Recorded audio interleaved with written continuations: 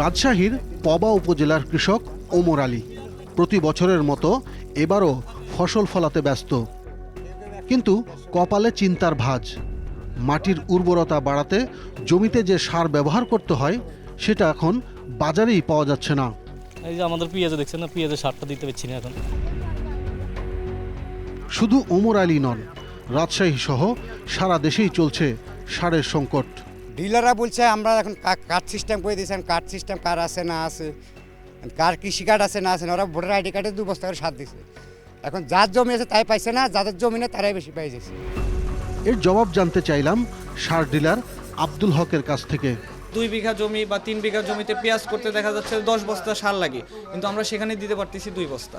আমার এখানে যে পরিমাণ পাই ওই অনুযায়ী আমি কৃষকের অল্প বেশি দেওয়ার চেষ্টা করি। আসলে কি বরাদ্দ কম নাকি কৃত্রিম সংকট? সরকার ওমর আলীদের জন্য প্রতি বছর ভর্তুকি দিচ্ছে 25 থেকে 26 হাজার কোটি টাকা, যাতে ফসল উৎপাদন করতে গিয়ে হিমশিম না খায় কৃষকরা। এত টাকা ভর্তুকি দেওয়ার পরও ওমর আলীর অবস্থার কথা শুনুন।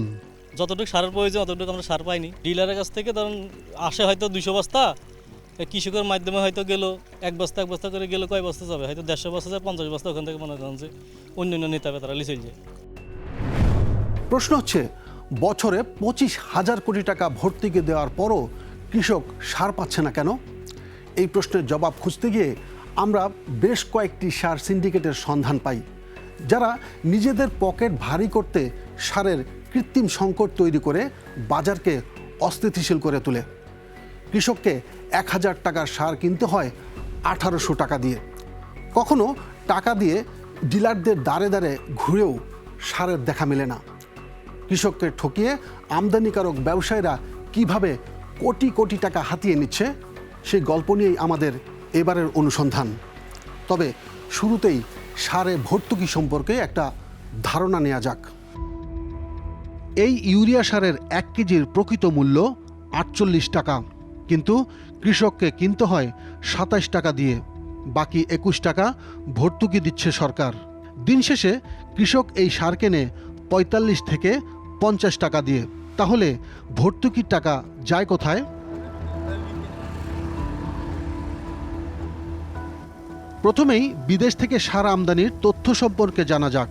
বাংলাদেশ কৃষি উন্নয়ন কর্পোরেশন বিএডিসি মূলত নন ইউরিয়া অর্থাৎ টিএসপি, ডিএপি ও এমওপি সার আমদানি করে। তারপর তাদের নিয়োগ করা ডিলারদের মাধ্যমে কৃষকদের কাছে পৌঁছে দেওয়া হয় এই ভর্তুকি সার। আর ইউরিয়া সার আমদানি করে Bangladesh chemical industries corporation BCIC. এই বিসিআইসির পক্ষে সারগুলো আমদানি করে আমদানিকারকেরা। আমদানি করা সার চট্টগ্রাম বন্দরের বহির্নোঙর থেকে লাইটার জাহাজের মাধ্যমে দেশের 4টি নৌবন্দর চট্টগ্রাম, যশোরের নোয়াপাড়া, পাবনার নগরবাড়ি এবং নারায়ণগঞ্জ নদী বন্দর দিয়ে খালাস করা হয়। তারপর পৌঁছে দেওয়া হয় দেশের 64 জেলায়।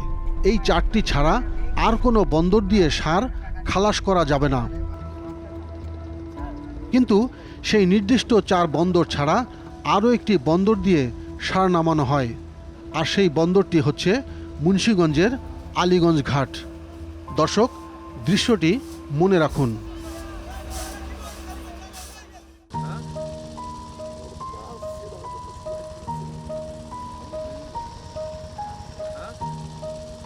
যশোরের নোয়াপাড়া নদীবন্দরে যাওয়ার পথে দেখা হয়ে গেল চৌগাছা উপজেলার এই কৃষকের সাথে। নাম কাজী নজরুল ইসলাম। আলু লাগানোর জন্য জমি তৈরি করছেন তিনি। জমি তৈরি এবং ফসলের জন্য গুরুত্বপূর্ণ হল সার। সরকার প্রতি বছর কৃষকের জন্য ভর্তুকির মূল্যে যে সার আমদানি করে থাকে সেই সার কৃষক নজরুলের জন্যও বরাদ্দ হয়েছে। পেয়েছেন কি ঠিকমতো? এখন আমার টিএসপি সারের প্রয়োজন, আমি ডিলারশিপের গেলে না টিএসপি সার নেই, আপনি ইউরিয়া নিয়ে যান। আমার তো ইউরিয়া লাগছে না, আমার ঢ্যাপ সারের প্রয়োজন, ঢ্যাপের চাহিদা মোটামুটি আছে, কিন্তু টিএসপি সারটার সংকট খুব বেশি। যারা মানুষের মুখে হাসি ফোটায় তাদের মুখে হাসি নেই কেন? সরকার 2025-26 অর্থবছরে ভর্তুকির আওতায় আমদানিকারকদের কাছ থেকে 1,10,000 মেট্রিক টন সার আমদানি করেছে। তারপরও কেন সংকট? বাজারে যে টিএসপিটা চলছে, বিআরডিসি টিএসপিটা 1350 করে নেই, এই টিএসপিটা যদি 1700-1800 টাকা দিই তাহলে আবার পাওয়া যায়। কোথায় পাওয়া যায়? ওই দোকানেই পাওয়া যায়। আমি এনে দিচ্ছি, সে বলছে ঠিক আছে আমাদের দাম বেশি নিয়েছে, আমরা কী করবো, আমি এনে দিচ্ছি। কথা হলো গ্রামের আরও কয়েকজন কৃষকের সাথে। তারা বলছেন অতিরিক্ত দামে ক্রয় করতে হচ্ছে সার। দামটা নির্ধারণ করে ঠিক ডিলার এবং সার ব্যবসায়ীরা, এবং এখানকার যে কৃষি কর্মকর্তা যারা আছেন তারা মূলত এদের সাথে সম্পর্ক বেশি, মানে কৃষি কর্মকর্তা, কিন্তু কৃষকের সাথে তার কোনো যোগসাজ নাই। গতবার আমাদের ধান ছিল 1300 টাকা, সেই ধান এবার 1100 টাকা বেচেছে, কিন্তু সারটা বেশি দামে তার সবসময় কিনতে হয়েছে। ডিলারের গোডাউনে সার ভর্তি থাকে, আমি 15 বিঘে ভূমি ধান করবো, আমার সার দেয় 1 কান, বুঝলেন? কয় যে সার এত সার কী করে, আমার তো সেক্টররা বলে কি সার গোডাউনে থাক, সরকার এসে দেখবে যে সারের অভাব নেই, কিন্তু আমাকে সার দিচ্ছে না, আমরা মাঠে সার দেবো।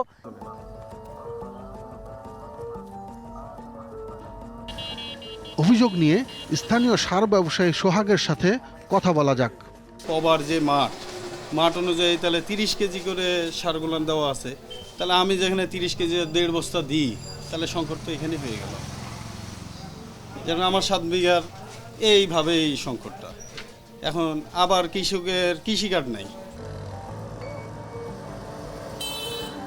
সীমাজলি বাজারের মল্লিক ট্রেডার্সে যেতে হবে। প্রতিষ্ঠানটি চৌগাছা উপজেলার কৃষি অফিসের নিবন্ধিত ডিলার।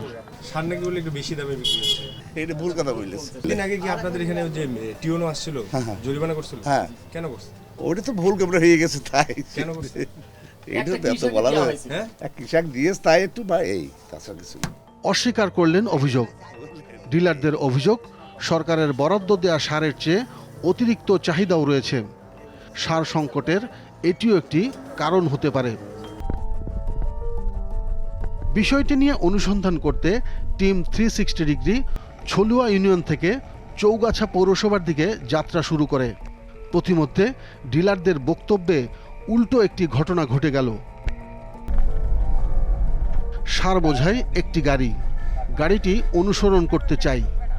যশোরের সিংহজলি থেকে আমরা রওনা দিয়েছি, একটি নসিমনকে আমরা ফলো করছি।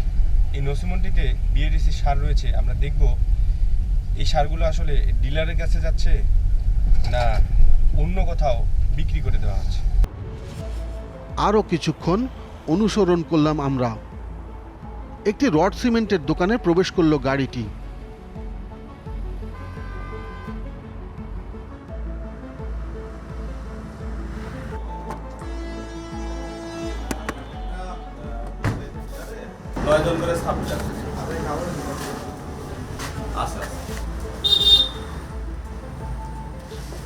যে ডিলারের আন্ডারে আপনি সাব ডিলার, জি, ওই ডিলার বাদে অন্য ডিলারের কাছ থেকে আনতেছেন কেন? আমাদের ডিলারের যে মাল, আমাদের সেই ডিলারের মাল এখনো সম্পূর্ণ উত্তোলন হয়নি। হ্যাঁ, জি, বা ওটা আসলে আবার আমাদের দেবে। তার মানে আপনি কিনে নিছেন? জি জি।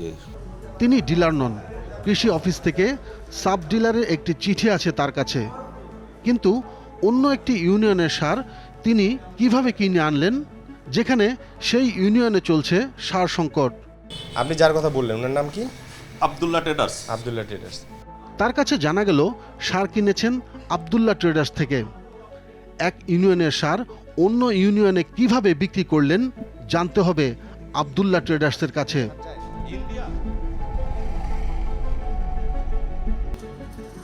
আব্দুল্লাহ ট্রেডার্সে টিম 360 ডিগ্রি। যেখানে আমরা দেখলাম হচ্ছে যে আপনার টিপু সুলতান নামে অন্য আরেকটা ইউনিয়নে যাচ্ছে, সে বলছে আপনাদের এখান থেকে সার নিয়ে গেছে, আপনার এই ব্যাপারে বক্তব্য? এই ব্যাপারে আমার হলো ইউনিয়নের বাইরে আমার সার দেওয়ার কোনো সরকারি বিধান নেই এবং আমি বিক্রি করিনি।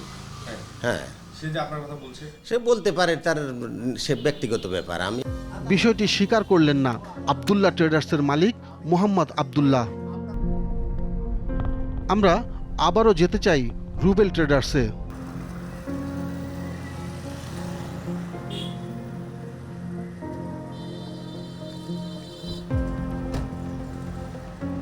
কিন্তু সেখানে গিয়ে দেখা গেল দোকান বন্ধ করে পালিয়েছে মালিক টিপু সুলতান।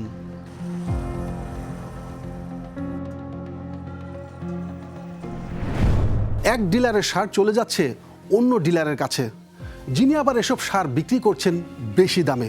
অর্থাৎ যে কৃষকের এই সার পাওয়ার কথা তিনি টাকা দিয়েও এটা কিনতে পারছেন না, অন্য কৃষকও কিনছেন অতিরিক্ত দামে।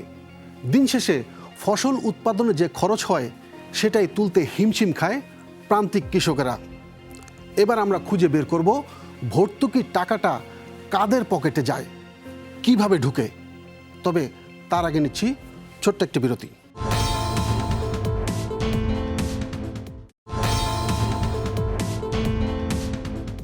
শুধু কৃত্রিম সার সংকট তৈরি করে দাম বাড়ানো নয়, ওজনও কম দেওয়া হয় কৃষকদের, বস্তা প্রতি 300 থেকে 400 গ্রাম। অভিযানে ধরা পড়েও অদৃশ্য রাজনৈতিক প্রভাবে বারবার পার পেয়ে যায় অপরাধীরা। অভিযানে গিয়ে হিমশিম খান নির্বাহী ম্যাজিস্ট্রেটরাও। সেই চক্রটিকে চিহ্নিত করতে আমরা এবার ক্রেতার ছদ্মবেশ ধারণ করি। চলুন যাওয়া যাক যশোরের অভয়নগর উপজেলায়। এবার যেতে হবে যশোরের নোয়াপাড়ায়, যেখানে আমদানি করা হয়। সেই ঘাটের কি অবস্থা দেখতে চাই আমরা। যশোর জেলার অভয়নগর থানা, এখানে যেই বন্দরটি রয়েছে সেখান দিয়ে বিএডিসি ও বিসিআইসি দেশের 32% ভর্তুকির সার আমদানি করে। পাচারের সাথে কারা জড়িত তার খোঁজখবর নিতে পরিচয় গোপন করে নোয়াপাড়ায় টিম 360 ডিগ্রি। এসএস ট্রেডার্সের মালিকের কাছে সার কিনতে চাই, দিতে পারবেন তিনি। আপনার এই সার মূলত কত বস্তা লাগবে?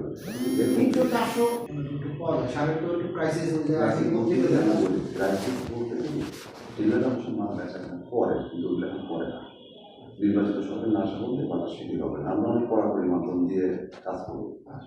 কিছু কোম্পানি আছে যে ডিলারের লোক আসা লাগে করার জন্য, যে ওই জেলার প্রতিনিধি লাগবে, তারা তাদের নিরাপত্তা সেফটির জন্য ওই জেলার লোক আসবে, তারা প্যাড আমরা জমা দিয়ে দিই, তারা এসে ভিওটা উত্তোলন করবে, কোন ট্রান্সপোর্ট করবো কোন ট্রান্সপোর্ট, কারণ তারা তো আমাদের চেনে, ঠিক আছে আমাদের ভিও দিয়ে চলে যায়, আমরা মালটা ক্যারি করে দিই। ওই যে বলছিলেন আপনার কিছু ডিএপি আছে জাম মারা, মানে ওই যে শক্ত হয়ে গেছে, কত বস্তা আছে?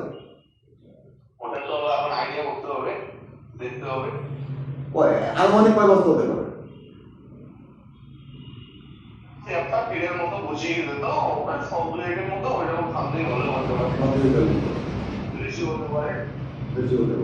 এখানে সব হালাল, সবাই এই ব্যবসায় জড়িত। নোয়াপাড়া স্টেশন রোডে সারি সারি দোকান পরিবহন ব্যবসায়ীদের, যাদের কাজ হলো কার্গো থেকে সার নিয়ে দেশের বিভিন্ন জেলায় পৌঁছে দেয়া। সেই কাজের সাথে সাথে তারা সার চোরাই মার্কেটে বিক্রিও করেন।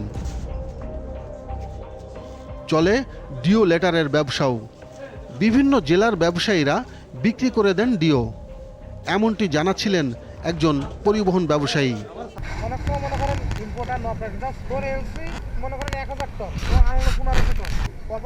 কিছুই নাই, ওরা ওই ডিলারের মালটা কিনে ওই এলাকায় যাচ্ছে না, মালটা বাইরে যাচ্ছে, সেটা অবৈধ। কিন্তু এটা ধরতে গেলে অবৈধ, আবার এক পর্যায়ে ধরতে গেলে কিন্তু সেটা লিগাল, কারণ সেটা ওরা টাকা দেখেন। শাহজাহান গলিতে নজরে পড়ল সার বোঝাই করা হচ্ছে 2টি ভ্যানে, কিন্তু এই দোকান তো ডিলার নয়, তাহলে কিভাবে সার বিক্রি করছে?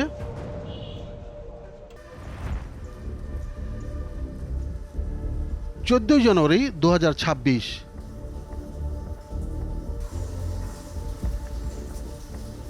গোপন সংবাদের ভিত্তিতে একটি অভিযানে অভয়নগর উপজেলা পরিষদ থেকে বের হলেন উপজেলা কৃষি কর্মকর্তা লাভলি বেগম, সাথে team 360 degree.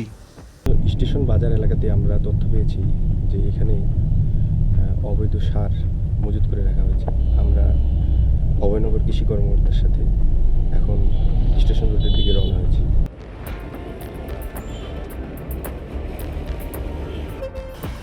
অভয়নগরের Noapara station road.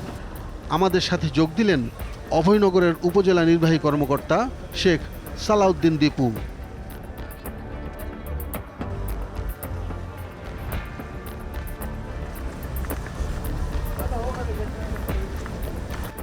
Noapara 2 নম্বর ঘাট। কার্গো থেকে নামানো হচ্ছে বিএডিসির এমওপি সার। এখানে মোড়কজাত হয়ে সেগুলো চলে যাবে বিএডিসির বাফার গোডাউনে। অটো মেশিনে সারের বস্তাগুলো মোড়কজাত করা হচ্ছে।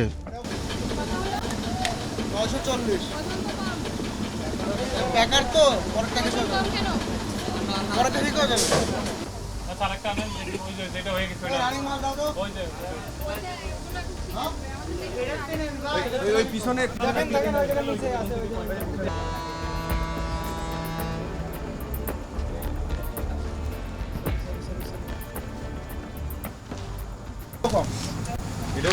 এটাও কম 100 গ্রাম কম 100 গ্রাম 136 গ্রাম কম 136 গ্রাম কম 0.04 না ওটা 30 গ্রাম আচ্ছা 30 গ্রাম হলো তাহলে মানে 110 গ্রাম কম 110 গ্রাম কম। কিন্তু পরিমাপের পর 50 কেজি হচ্ছে না। বস্তা প্রতি কম 300 গ্রাম, কোনোটি 400 গ্রাম। গোডাউনের দিকে গেলেন লাভলি আক্তার।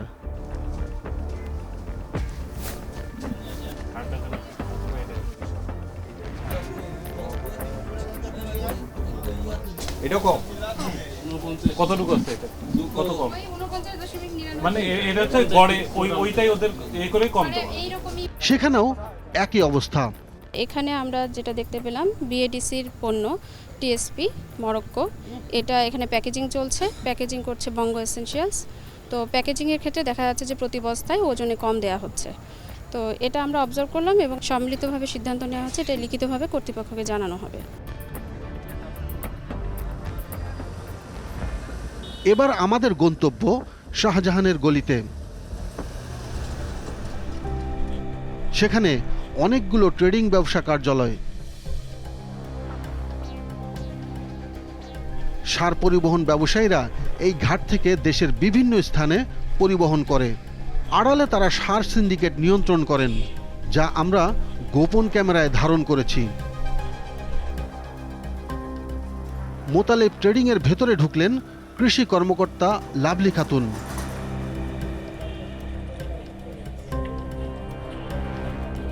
সেখানে পাওয়া গেল ভর্তুকির টিএসপি সার।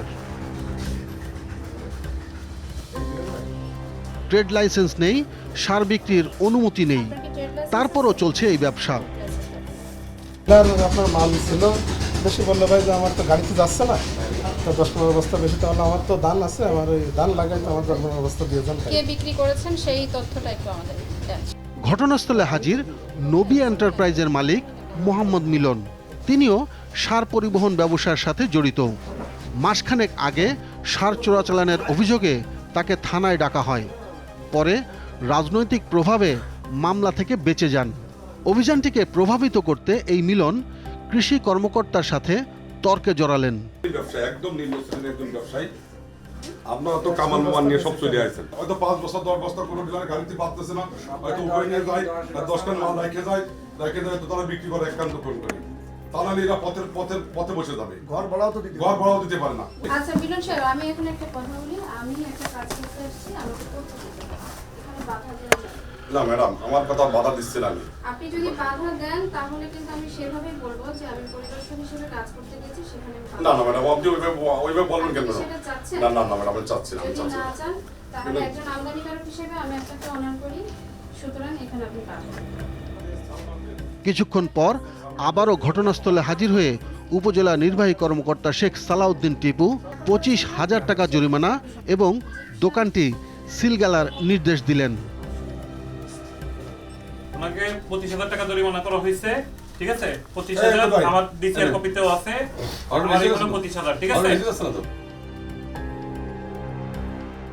কিছু অবৈধভাবে মজুত করে রাখা কিছু সার উদ্ধার করেছি, তাকে আমরা জরিমানা করেছি। আমরা আজকে আমাদের এই ঘাটে যেই সার লোডিং হচ্ছে এখানে আমরা এসে সারের প্রতি বস্তায় কিছু সার কম দেওয়ারও কিছু নমুনা পেয়েছি। আমরা এগুলি আমাদের উপজেলা সার ও বীজ মনিটরিং কমিটির মাধ্যমে আমরা জেলা সার ও বীজ মনিটরিং কমিটি এবং আরও ঊর্ধ্বতন কর্তৃপক্ষকে জানাবো পরবর্তীতে যথাযথ ব্যবস্থা নেওয়ার জন্য। যারা ভর্তুকি সার নয় করে লাখ লাখ টাকা আত্মসাৎ করে তাদের কাছে এই 25,000 টাকা কিছুই না, আর সিলগেলা খুলে যাবে কয়েকদিনের ব্যবধানেই। আইনের এমন দুর্বলতায় সার লুটপাটকারীরা হয়ে যায় আরও বেপরোয়া, আর দিন দিন ফসল ফলাতে আগ্রহ হারিয়ে ফেলছেন কৃষকরা। ফিরছি ছোট্ট আরেকটু বিরতির পর।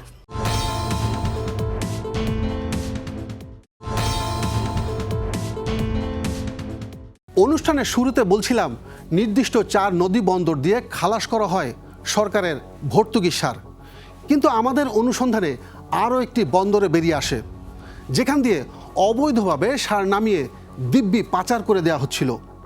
এবার হিসাবটা মেলাতে চাই, কোন বন্দরের সার কোন বন্দর দিয়ে নামছিল। বিআইডব্লিউটি এর ইজারার নথি বলছে নারায়ণগঞ্জের এই 4 থেকে 9 নম্বর ঘাট দিয়ে ভর্তুকির সার নেমে 19টি জেলায় চলে যাওয়ার কথা। 6 নম্বর ঘাটে টিম 360 ডিগ্রি, কিন্তু এই ঘাট দিয়ে কোনো সার ওঠানামার কোনো দৃশ্য আমাদের চোখে পড়েনি। কারণটা জানতে আমরা মুখোমুখি হলাম ঘাট ইজারাদারের। গত 2-3 বছর সার আসেই নাই, মানে অনেক আর্থিকভাবে ক্ষতিগ্রস্ত হয়েছি। পরে আমি এটা বিআইডব্লিউটি অফিসিয়ালভাবে তাদের মৌখিকভাবে জানাইছি। পরে আমাকে বললো যে আপনি একটা লিখিতভাবেই করেন। তাদের সাথে ঢাকায় নিয়ে বৈশা তাদের বইলা দেওয়া হয়েছে যে আপনারা নারায়ণগঞ্জের সার নামাবেন, নারায়ণগঞ্জের সার নারায়ণগঞ্জে নামাবেন, আপনারা অন্যত্র সার নামাবেন না, অন্যত্র সার নামাইতে পারবেন না। এখন এটা বইলা দিচ্ছে, এখন ব্যবসায়ীরা কেন এখানে আসে না। এর চেয়ে নিরাপদ স্থান তো আপনার ওনারা যেখানে এই যে মুক্তারপুর বা অন্যান্য আলীগঞ্জ অন্যান্য জায়গায় নামায়, ওটা তো সরকারিভাবে মানে কোনো নিরাপত্তার কোনোই নেই, ওটা অলিখিত এবং অবৈধভাবে নামায় তারা। তার দেওয়া তথ্য মতে নারায়ণগঞ্জের সার নামানো হচ্ছে মুন্সিগঞ্জে। আমরা রওনা হলাম মুন্সিগঞ্জের উদ্দেশ্যে।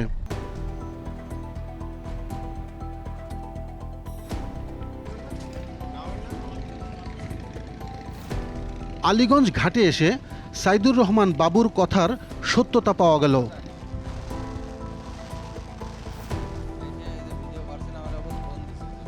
ক্যামেরা দেখেই কাজ বন্ধ করে দিল শ্রমিকরা।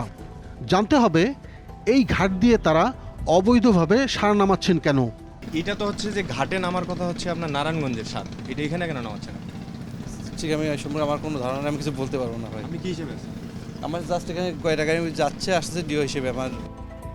প্রশ্ন হচ্ছে জেলা কৃষি কর্মকর্তা ও বিআইডব্লিউটি কর্মকর্তাদের চোখ ফাঁকি দিয়ে দিনে দুপুরে নারায়ণগঞ্জের সার এখান দিয়ে নামছে কিভাবে? জেলা কৃষি কর্মকর্তার মুখোমুখি টিম 360 ডিগ্রি। এই যে সার কোথায় লিফটিং করছেন আমাদের সচিব স্যারকে এটা দিয়েছে, স্পষ্ট লেখা আছে আলীগঞ্জ ফতুল্লা। আচ্ছা, কিন্তু আমি সেখানে যা নিশ্চিত করছি ফতুল্লা যেটা আমরা যেটা দেখছি হচ্ছে যে নোয়াপাড়া ট্রেডার্স এটা নামতেছে মুক্তারপুর, এটা কি আছে? হ্যাঁ, এটাও আছে মুক্তারপুরে, তারা ডিক্লেয়ার দিচ্ছে, তারা যেখানে দিচ্ছে এটাও আছে, আপনাকে দেখাচ্ছি আমি। এই যে মুক্তারপুরে, এই যে মোশারফ তারপর নগর, এই যে যারা মুক্তারপুরে নামাচ্ছে দিচ্ছে। মোট কথা এটা আমাদের মন্ত্রণালয়ে জানানোর পর বিআইডব্লিউটি এর ঘাট অনুযায়ী হচ্ছে 4 থেকে 9 নম্বর ঘাট যেটা হচ্ছে নারায়ণগঞ্জের, হ্যাঁ, সার এবং অন্যান্য মালামালের জন্য ওই ঘাট তো হচ্ছে যে এনলিস্টেড না, বরাদ সার। আমার কাছে তো বরাদ্দ ওই আলীগঞ্জ, এটা তো সচিব স্যার বরাবরই দিয়েছে। তবে মুন্সিগঞ্জ জেলার বিআইডব্লিউটি এ বিষয়ে একটি প্রতিবেদন দাখিল করে। সেখানে বলা হয় নারায়ণগঞ্জের সার খালাস করা হয় মুন্সিগঞ্জের বিভিন্ন ঘাট দিয়ে। ওখানে নামাতে পারো না তো, ওখানে কেন নামাবে? ওখানে তো প্রান্তিক চাষির জন্য সামান্য খুব ভেরি সিম্পল, কিন্তু যে বলি আমার এইখানে সেটা সক্ষমতা আছে, এইখানে নামাবে। আপনি কি মনে করেন যে যদি কোনো ঘাটের ইজারাদার হয়, যে ভলিউমের সার নামতেছে তার কাছে একটা হিসাব নাই, আপনাকে এমনি ছেড়ে দেবে? অবশ্যই তার রয়্যালটি বুঝে নিয়ে তার সে ছেড়ে দেবে, অ্যাজ পার গভর্নমেন্ট যে শিডিউল আছে, রেট আছে, সেই অনুযায়ী। 13 জানুয়ারি 2026।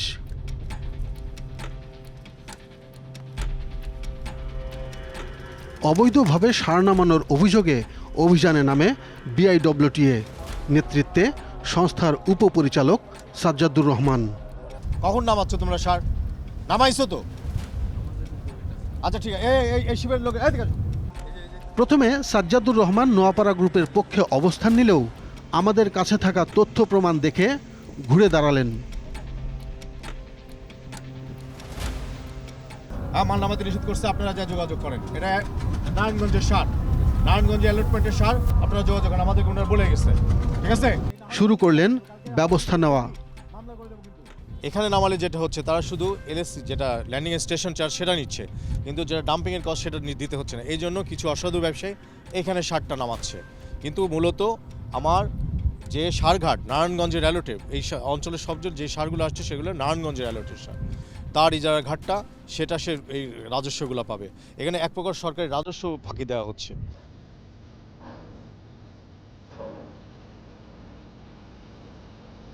কয়েকদিন পর টিম 360 ডিগ্রি আবারও নারায়ণগঞ্জের ফতুল্লা ঘাটে।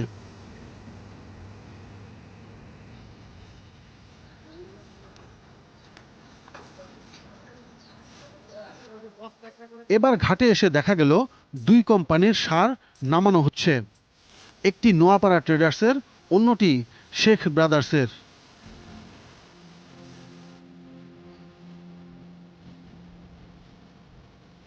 কথা বলতে চাই শেখ ট্রেডার্সের ঘাটে থাকা কর্মচারীর সাথে।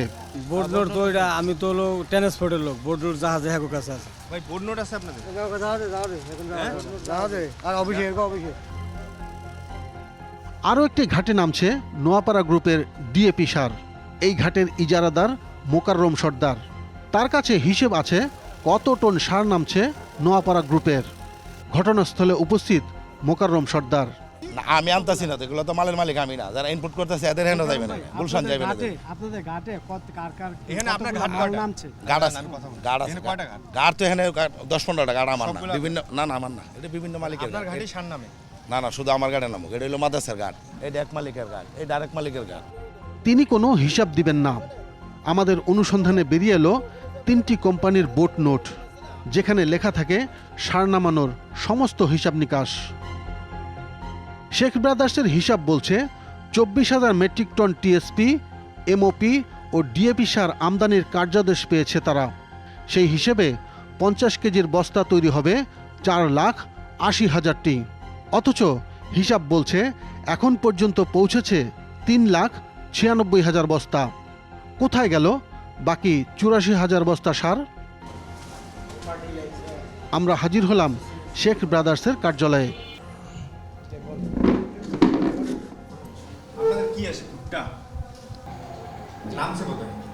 এখন কাজ চলতেছে তো, আমার তো শেষ না হলে এখন আমি পারবো না বলতে। আমার তো কাজ চলতেছে, আমার এখন পর্যন্ত নামিয়েছে প্রায় 3 লাখ 3.5 লাখ বস্তার মতো নামছে, কাজ চলতেছে। হ্যাঁ, লাইটার আসতেছে, লাইটার নামবে ওইভাবে।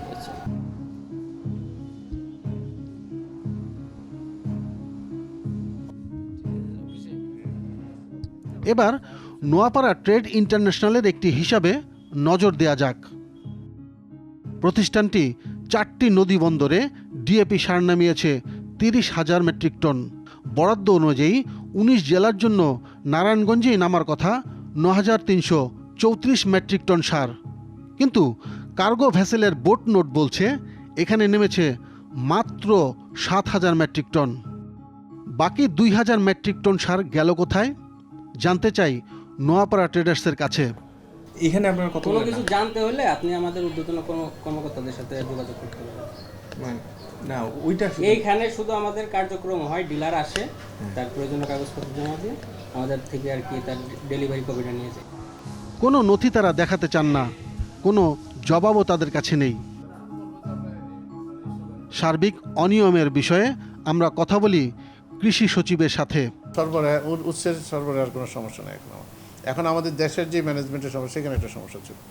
এবং এখানে সার কিছু আমরা আবার ইম্পোর্ট করতাম আমাদের টেন্ডারের মাধ্যমে, সেখানে কিছু সিন্ডিকেশন একটা ধরনের সমস্যা ছিল। সেটাকে আমরা আমাদের একটা সেট সিস্টেমের মধ্যে দিয়ে নিয়ে স্ট্যান্ডার্ড ফরম্যাটে নিয়ে খুব স্বচ্ছতার সাথে সেটা করার কারণে সরকারের কিন্তু এবার 1 বছরে প্রায় 650 কোটি টাকা সেভ হয়েছে, একদম ক্যাশ টাকা। এইগুলো করার কারণে আমরা সরবরাহ পাটটাকে পেয়েছি। এখন আমাদের নেটওয়ার্কের যে সমস্যাটা ছিল সেখানে আমরা একটা সারের নীতিমালা আবার ডেভেলপ করছি। সেখানে যেটা হচ্ছে যে রিটেলার এবং সাব ডিলারের এইগুলো থাকছে না, এখন সরকার একটা নির্দিষ্ট নীতিমালা অনুযায়ী সেটা পাবো। সেটা যদি সরবরাহটা ম্যানেজমেন্টের যে প্রবলেমগুলো ছিল সেগুলোকে আমরা আইডেন্টিফাই করে সেগুলোকে পুনরায় আমরা এখন কৃষকের কাছে নিয়ে যাওয়ার ব্যবস্থা নিয়েছি এবং আশা করছি যে আমরা যদি পুরো সিস্টেমগুলো দাঁড়িয়ে যায়, অবশ্যই ইনশাল্লাহ আমরা সেই প্রক্রিয়ার মধ্যে দিয়ে যাচ্ছি, তাহলে অবশ্যই সারের যে সংকট কৃত্রিমভাবে দেখা যেত সেগুলো ইনশাল্লাহ বাংলাদেশে থাকবে না। তিনি সার সংকট সমাধানের কথা বলছেন, আর এই যদি হয় সমাধান তাহলে সংকটটা কি? সার সংকট কেবল মাঠের সমস্যা নয়, এটি নীতি নির্ধারণের ব্যর্থতা ও সিন্ডিকেটের দাপটের ফল। ভর্তুকি সার কৃষকের হাতে না পৌঁছালে প্রশ্নবিদ্ধ হয় রাষ্ট্রের দায়বদ্ধতা। এখন সিদ্ধান্তের পালা, কর্তৃপক্ষ কি ভাঙবে এই সিন্ডিকেট, নাকি কৃষকই থেকে যাবে সারের বড় ভুক্তভোগী? উত্তর নির্ভর করছে কর্তৃপক্ষ কি পদক্ষেপ নেয় তার উপর। দর্শক, আপনাদের কাছে সুনির্দিষ্ট যদি কোনো তথ্য থাকে তাহলে জানাতে পারেন আমাদের পর্দায় দেখারও মাধ্যমগুলোতে। তবে কথা কিন্তু একটাই, ভালো থাকবেন, ভালো রাখবেন।